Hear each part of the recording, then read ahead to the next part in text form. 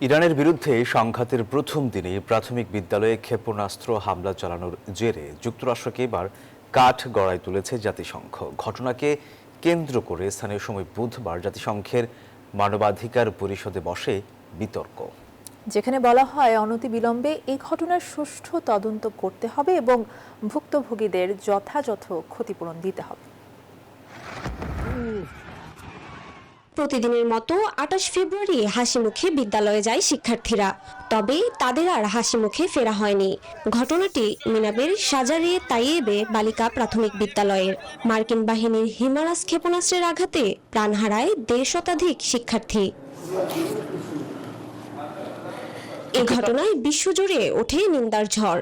জাতিসংঘ জানায়, এমন ঘটনা আন্তর্জাতিক আইনে যুদ্ধাপরাধ।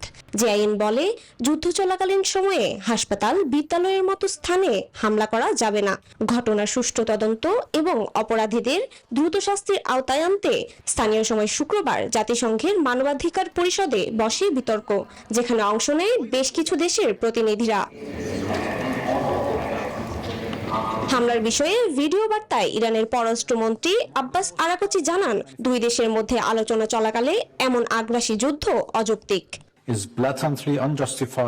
স্কুলকে লক্ষ্যবস্তু বানানো একটি যুদ্ধাপরাধ এবং মানবতা বিরোধী, যার জন্য সকলের পক্ষ থেকে নিন্দা এবং অপরাধীদের সুষ্ঠু জবাবদিহিতা প্রয়োজন। এই নৃশংসতাকে কোনোভাবেই ন্যায্যতা দেয়া যায় না।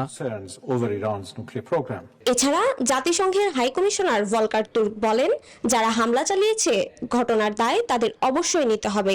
তারা যেন দ্রুত, স্বচ্ছ ও পুঙ্খানুপুঙ্খভাবে তদন্ত করে প্রকৃত ঘটনা উদ্ঘাটন করে এবং জবাবদিহিতার ভার নেয়। তবে তদন্তের দোহাই দিয়ে বরাবরের মতোই ঘটনার দায় এড়িয়ে যেতে যাচ্ছে ওয়াশিংটন।